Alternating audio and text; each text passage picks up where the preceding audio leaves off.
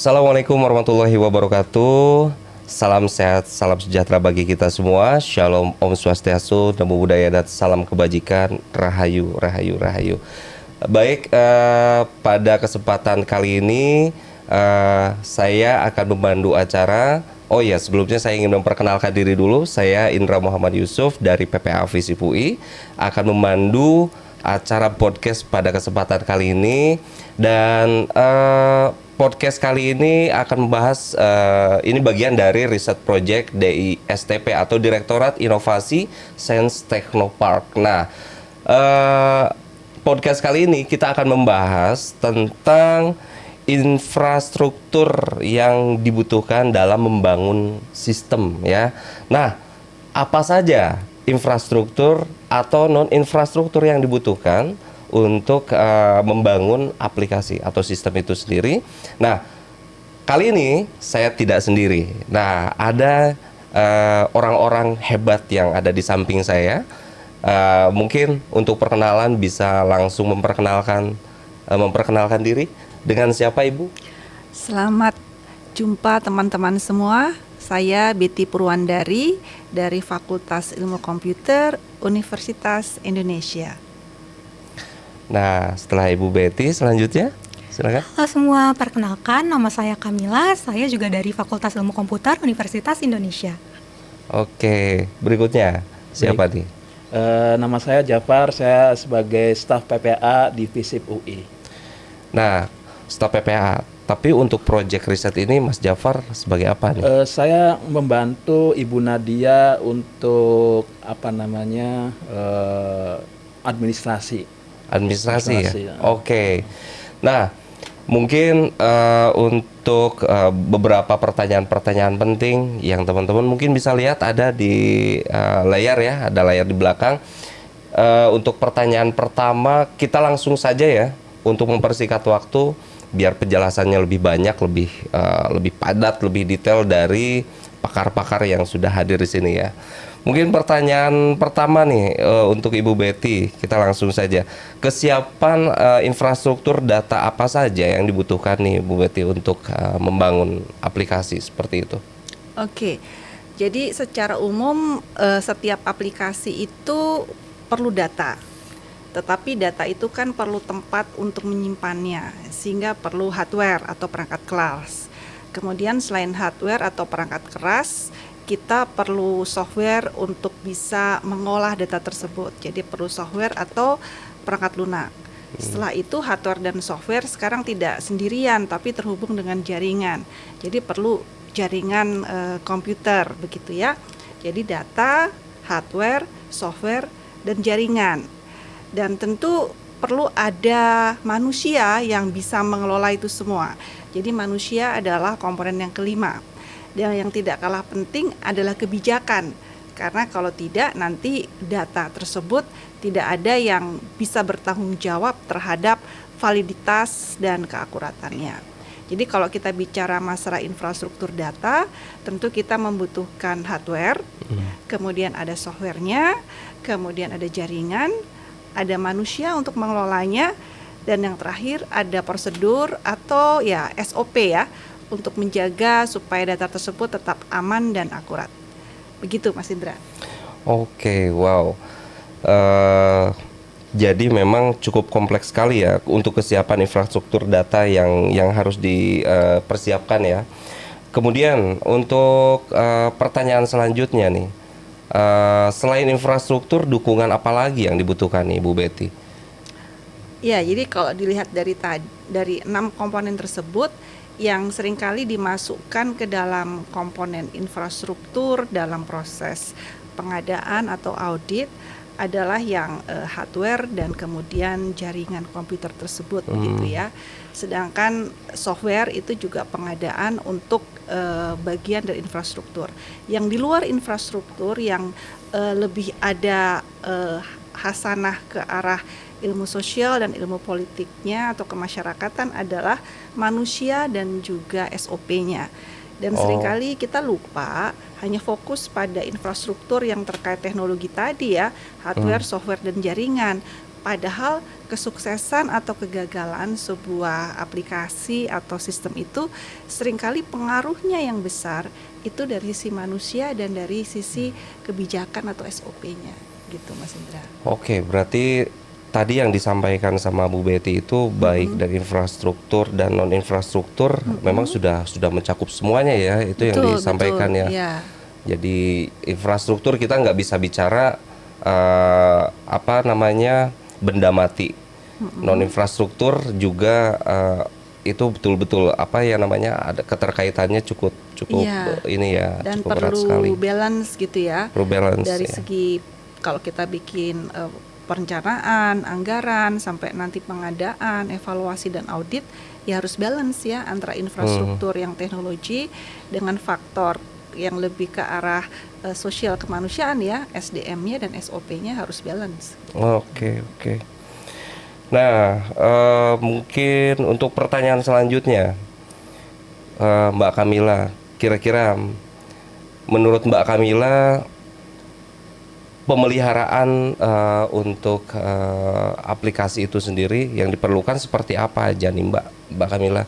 Oke. Sebagai mahasiswa lulusan dari Fasilkom yang sudah mengerti tentang sistem, pemeliharaan sistemnya kira-kira seperti apa yang Mbak Kamila? Oke, menurut saya yang pertama itu yang penting ada software update gitu. Karena seringkali kalau software update-nya tidak dilakukan secara berkala atau tidak diotomatisasikan, kita nih menggunakan software yang sudah obsolete gitu, sudah usang. Dan kalau ketika kita menggunakan software yang sudah usang, seringkali terdapat masalah. Jadi sering ada software patches untuk menutup security holes yang ada sebelumnya dan sudah bisa diketahui dan dibobol oleh hackers. Itu salah satu alternatifnya. Ya betul, seperti yang dikatakan Bu Betty. Lalu selain untuk mengupdate, kita juga perlu melakukan backup pada server atau data gitu ya. Karena seringkali kan terdapat hal-hal yang tidak kita inginkan ya dari sisi keamanan atau ada bencana. Nah, kita perlu melakukan mitigasi untuk mengamankan data dengan cara melakukan backup gitu. Backup juga sebaiknya dilakukan secara otomatis dan berkala. Dan supaya jika kejadian yang tidak diinginkan itu terjadi secara mendadak, kita sudah punya cadangan agar bisa mengembalikan data sedemikian rupa dan sistem bisa digunakan secara normal kembali oleh pengguna tanpa kendala. Oke, ini saya barusan sedikit tertarik dengan backup data ya. Terkait backup data itu kalau misalkan kita backupnya melalui perangkat hard disk atau hard disk eksternal atau mungkin perangkat lain ya, yang memang mungkin bisa kita bisa ambil, kita bisa amankan secara fisik ya.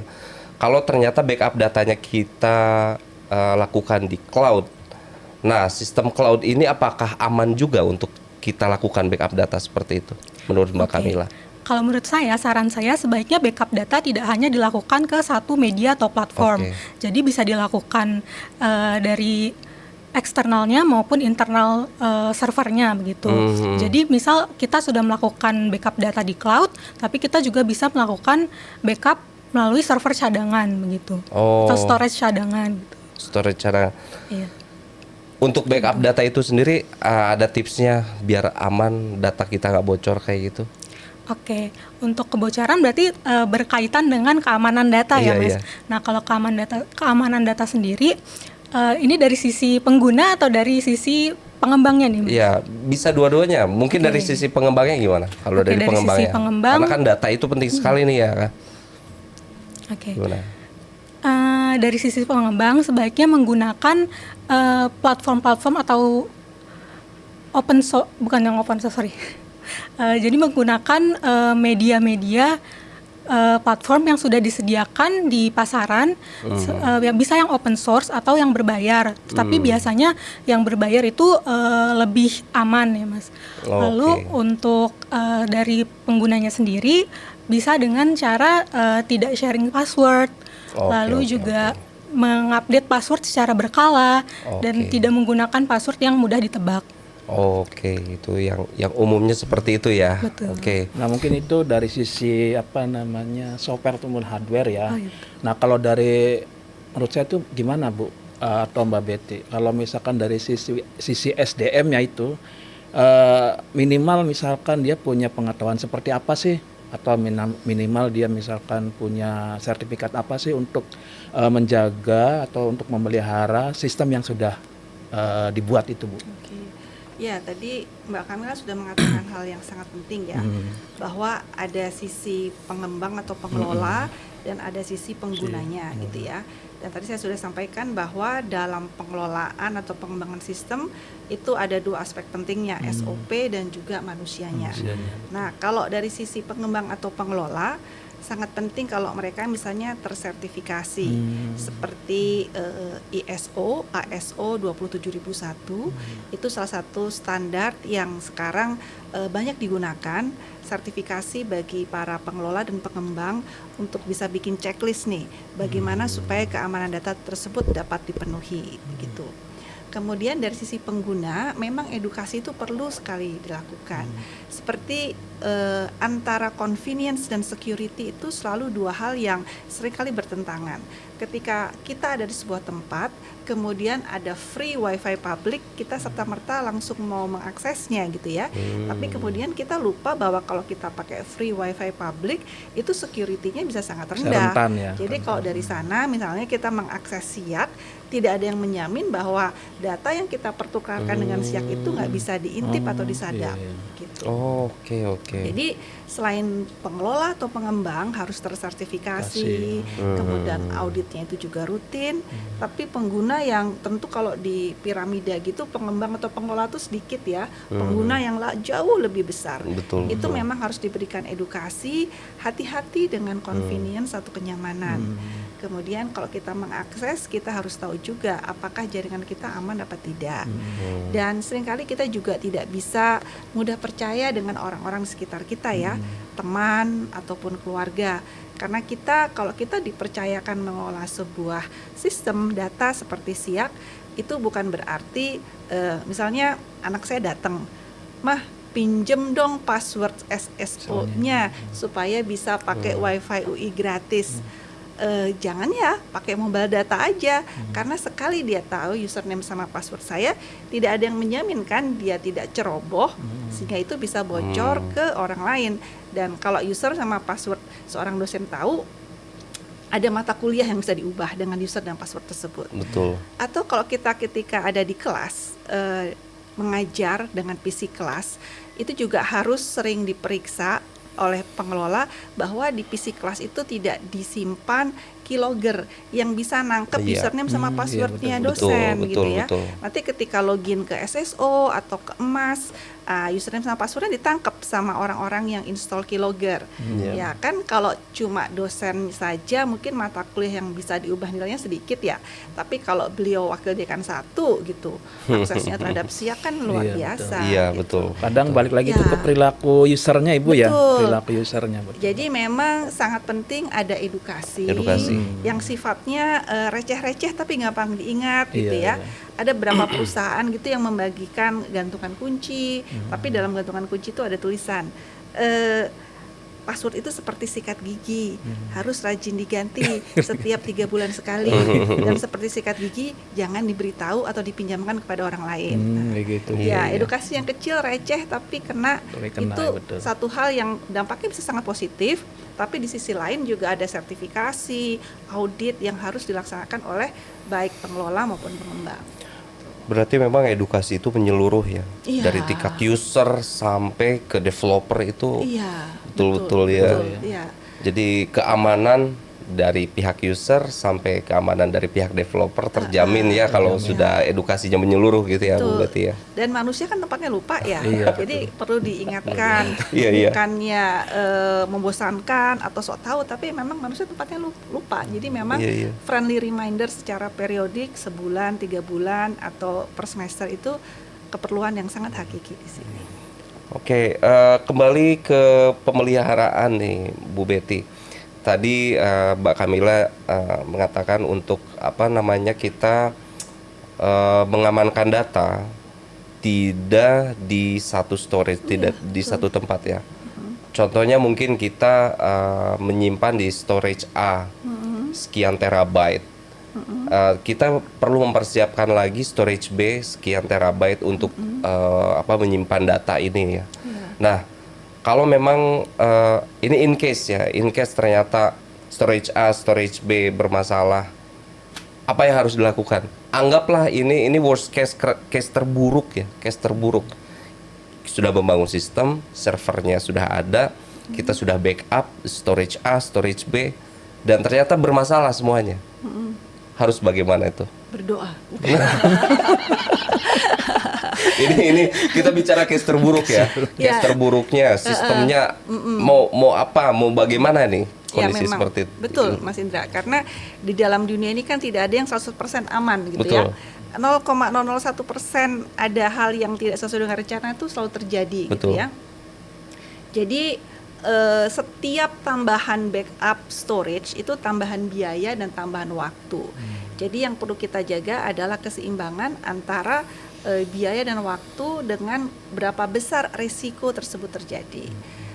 Kelihatannya kalau ada double backup, di mana satu itu di internal site seperti kita, seperti tadi Mbak Kamila sudah sampaikan dengan baik, kita punya server, kemudian di dekat server itu juga ada hard disk untuk backupnya, kemudian ada lagi yang eksternal misalnya di cloud, atau kalau kita punya langganan sebuah provider XYZ, kita bisa titip juga server kita di XYZ tersebut. Jadi paling tidak mungkin ada 3 kali ya. Satu yang lokusnya sama, kalau memang server kita ada di UI ya backup yang satunya itu di UI. Yang kedua kita backup ke server, tapi memang server itu harus sesuai dengan kebijakan. Kalau kebijakan servernya itu harus di wilayah Republik Indonesia, ya kita menggunakan provider yang ada di wilayah Republik Indonesia. Kalau kebijakan yang bisa lebih longgar, kita bisa yang ketiga itu ke cloud, kalau nyebut merek misalnya ke Microsoft atau ke Amazon gitu ya, atau ke Google. Tapi itu dijamin aman nggak? Semua dalam dunia ini kan tidak ada yang 100%. Yang kita bisa lakukan adalah mengurangi resikonya. Di lokus, kemudian di server yang dalam negara yang sama. Kalau boleh kebijakan ya yang di cloud yang negaranya mungkin berbeda dengan Republik Indonesia. Oke. Kalau dari segi cost itu Bu, misalkan untuk yang cloud sama yang hard disk gitu misalkan yang biasa itu lebih prefer yang mana sih Bu? Sekarang tuh seringkali yang cloud malah lebih murah. Oh, lebih murah itu Bu ya? Iya, karena dia punya server yang kemudian disewakan kepada berjuta-juta orang gitu ya. Kalau kita punya server dan kemudian kita bikin backup server di dekat kita, itu malah jatuhnya besar karena investasi itu hanya untuk kita. Betul. Dan kalau kita pakai cloud di luar, yang harus dibaca adalah terms of condition-nya. Jangan cuma centang ya, kita harus baca detailnya apa yang dijamin dan apa yang tidak dijamin. Dan biasanya ada harga ada rupa. Iya, betul. Gratis ya resikonya ya begitulah. Kalau kita bayar mahal ya risikonya lebih dijaga. Iya, betul. Ada harga ada rupa. Ada harga ada rupa. Nah ini saya mau ngobrol ke Mas Jafar sebagai pelaku lagi programmer nih ya, bicara apa yang sudah kita bahas dari tadi terkait kesiapan, kemudian infrastruktur, non infrastruktur dan pemeliharaan. Menurut Mas Jafar, untuk proyek dalam pembangunan satu aplikasi ini, namanya infrastrukturnya sudah oke ini ya, non infrastrukturnya juga sudah oke, terus teknis pemeliharaannya sudah oke. Nah, Mas Jafar, kira-kira dalam membangun aplikasinya itu sendiri, kira-kira ada semacam tingkat kesulitan yang ada di luar infrastruktur, non infrastruktur atau pemeliharaan security, ada nggak tingkat kesulitan lain untuk membangun aplikasi itu sendiri? Sebenarnya kalau untuk lebih ke apa kalau ada? Ya paling kalau itu paling dana ya. Berarti kalau dari sisi programmingnya itu ya, sendiri sebenarnya kalau sisi programming kan tergantung input ya Bu ya. Ya. Kalau inputnya sudah nggak ada masalah ya, kalau seorang programmer tinggal jalankan aja sebenarnya. Tinggal jalanin aja ya. Berarti flow-nya sudah ada. Iya. Sudah oke, berarti nggak ada kendala masalah apa, udah tinggal running aja. Iya, kalau misalkan dari sisi infrastruktur sudah terpenuhi, misalkan servernya sudah ada, yang balik lagi kan ke dananya gitu dan cost-nya sudah masuk nggak nih untuk apa namanya pembuatan sebuah aplikasi sistem ini gitu. Itu Oke. aja sih. Hanya itu aja berarti iya. masalahnya. Di kos aja ya? Di cost aja biasanya. Atau boleh Berarti tambah udah sedikit expert. Boleh silakan silakan. project management kayaknya. Project management. Oh, Karena project seringkali management. kita digelontorkan dana berapapun juga, Ah. tapi kalau project manajemennya tidak efektif dan efisien, dananya mubazir gitu ya. Tapi kalau project manajemennya itu disiplin, dananya tetap perlu, Tetap perlu, tetapi efektif dan efisien Efisien, penggunaannya. ya. Efektif dan efisien. Jadi perlu ada sertifikasi juga nih project management selain sertifikasi untuk keamanan. Oke, oke. Saya menambahkan juga, Oke, jadi boleh. kalau dari Bu Betty kan sudah menyatakan project manajemennya ya. Nah itu betul sekali, karena dalam membangun proyek apapun tidak hanya IT gitu ya, pasti kan kita membutuhkan perencanaan, lalu analisis dan juga desain gitu ya, perancangan. Betul. Nah biasanya nih di analisis dan desainnya nih yang agak banyak menemukan kesulitan gitu. Analisis dan desain. Iya, pertama karena kan kita dalam membangun sesuatu pasti kita membangun berdasarkan kebutuhan pengguna kan. Betul. Kalau misalnya pengguna nggak butuh, untuk apa kita bangun sistem gitu kan Ya ya? kan prinsipnya yang namanya aplikasi ini kan istilahnya sebagai problem solving ya. Betul Pemecah sekali. satu permasalahan. Nah, harapannya dengan adanya aplikasi atau sistem ini permasalahan bisa terselesaikan, user bisa terbantu gitu ya dengan kemudahan-kemudahan sistem ini.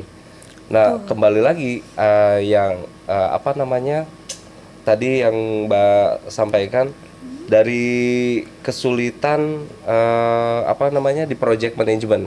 Project management betul ya? Betul. Project management terus tadi yang dua yang terakhir disampaikan tadi apa? Analisis dan juga perancangan. Analisis dan perancangan. Itu analisis dan perancangan itu semacam blueprintnya Iya, satu keluarannya program itu blueprint, sendiri kan. betul. Nah, blueprintnya itu nanti dirancangnya oleh si programmer atau Analis biasanya. ya.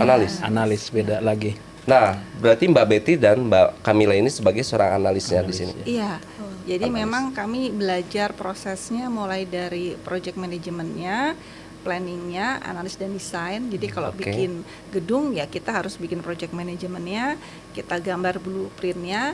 Jangan Oke. langsung tiba-tiba ngoding, kayak bikin rumah iya. juga jangan langsung tiba-tiba gali fondasi gitu. Betul. Habis itu kita develop, kayak bangunan kita bangun, kita testing udah aman apa enggak, baru kita implementasikan gitu, kita Oke. pakai. Blueprintnya berarti dibangun sama Bu Betty dan Mbak Iya, Camilla ya. iya.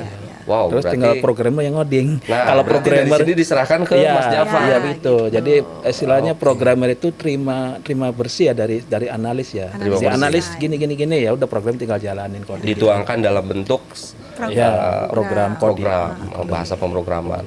Nah, kalau boleh tahu bahasa pemrogramannya yang mungkin nanti akan dibangun ini bahasa Ya, pemrograman mungkin sih apa, Mas? rencana sih kan berbasis website sama Android ya. Mungkin dari website kan mungkin dari PHP gitu kan. Kalau Androidnya ya Android berapa ya bisa Bu? Kita lihat nanti kita survei para Survei, ya. pengguna kita pakai Androidnya Android berapa. Karena kan setiap versi itu punya Beda-beda, kelebihan dan ya. kekurangannya. Dan kita juga lihat sekarang penggunaan iPhone juga semakin banyak ya. Betul, Jadi kadang-kadang kita juga harus perhatikan iPhone. iPhone Iya. ya. Kadang-kadang juga solusi yang lebih efektif dan efisien adalah tetap web based, Web based. tetapi mobile friendly. Jadi kalau dibuka di HP ukurannya itu pas, Iya. Betul. terus Nggak terlalu besar. tombol-tombolnya juga kalau bisa pakai satu tangan aja udah bisa. Betul banget. Iya. Iya. Ini kalau udah Android, udah iOS, ya udah mantap lah. Mantap. Artinya ya sudah bisa diakses untuk semua pengguna gadget, sudah tidak ada kendala, apalagi dengan apa fitur-fiturnya yang bisa membantu ya, fitur-fiturnya bisa membantu permasalahan yang sudah ada. Ya, mudah-mudahan bisa lebih inilah ya, bisa lebih apa namanya sukses nih aplikasinya, bisa diakses, bisa digunakan oleh banyak mahasiswa. Dan memang aplikasi ini akan dibangun untuk mahasiswa kan, mahasiswa Untuk FISIP, mahasiswa juga mahasiswa dosen, UI, dosen.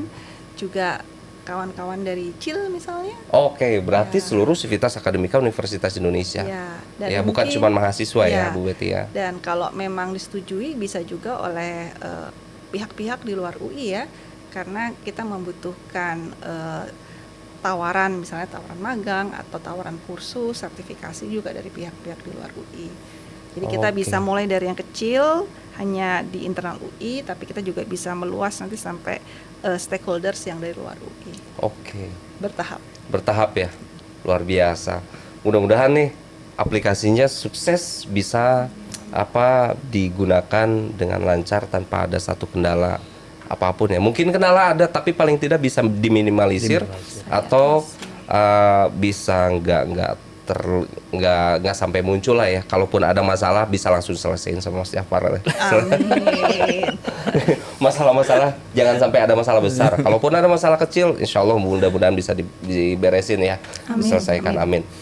Oke, mungkin karena waktu sudah lebih dari 20 menit, karena target kita sebetulnya 20 menit ya.